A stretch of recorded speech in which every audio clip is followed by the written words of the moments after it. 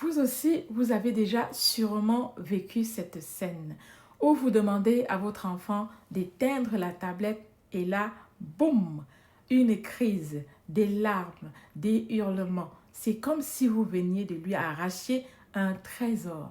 Le problème, c'est que les écrans ne sont pas juste un divertissement. Ils agissent sur le cerveau comme une drogue. Mais la bonne nouvelle, c'est qu'il existe des solutions simples et efficaces pour fixer des limites sans conflit et aider vos enfants à décrocher sans drame. Restez bien connectés jusqu'à la fin car je vais vous partager des stratégies concrètes et des alternatives aux écrans qui fonctionnent vraiment. Et si vous pensez que c'est impossible, attendez de voir ce que j'ai à vous montrer. Pourquoi les écrans rendent nos enfants accros? Vous saviez que les écrans agissent sur le cerveau comme le sucre ou même certaines drogues? Chaque fois qu'un enfant joue à un jeu vidéo, regarde une vidéo ou scrolle sur une application, son cerveau libère de la dopamine, l'hormone du plaisir. Résultat, plus ils passent de temps devant les écrans, plus leur cerveau en redemande et plus il est difficile pour eux d'arrêter. Exemple, imaginez que votre enfant est en train de regarder un dessin animé. Vous coupez l'écran brutalement. Que se passe-t-il? Son cerveau panique. Il est en manque de dopamine, d'où les crises et les frustrations. La solution serait d'apprendre à doser et à remplacer intelligemment. Comment fixer des limites sans crise? Erreur numéro 1. Couper l'écran d'un coup. Ce qu'il faudrait faire, c'est de préparer l'enfant en l'aidant à anticiper. Technique simple. Alerte des 5 minutes. Dans 5 minutes, on arrête. Dans 2 minutes, tu termines ton épisode. L'enfant sait à quoi s'attendre et est moins frustré.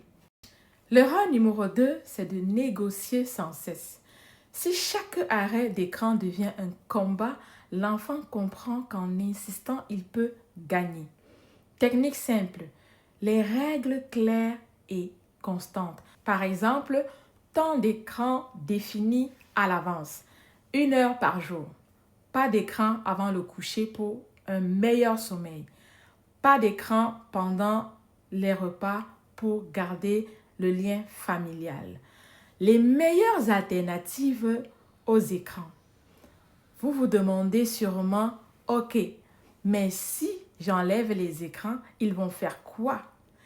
Voici 3 alternatives irrésistibles qui marchent vraiment.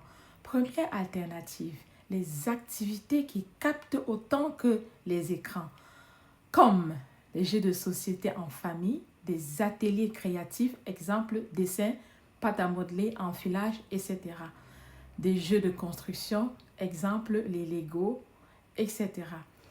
Deuxième alternative, les défis et les missions ludiques.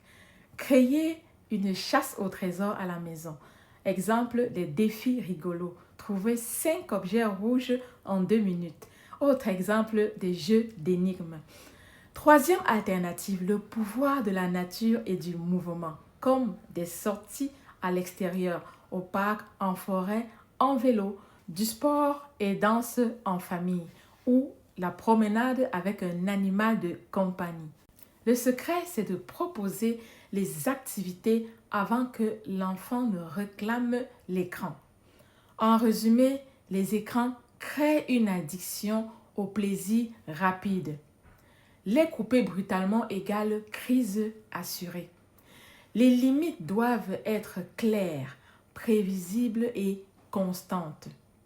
Proposez des alternatives avant que l'enfant ne s'ennuie. Dites-moi en commentaire, quelle est la plus grosse difficulté chez vous? Fixez des règles ou trouvez des alternatives aux écrans. Abonnez-vous surtout et activez la cloche de notification pour encore plus de conseils concrets. Likez cette vidéo pour qu'elle aide un maximum de parents. partagez-la à un parent qui galère avec les écrans. On se retrouve très vite pour une nouvelle vidéo. D'ici là, prenez soin de vos enfants et passez à l'action.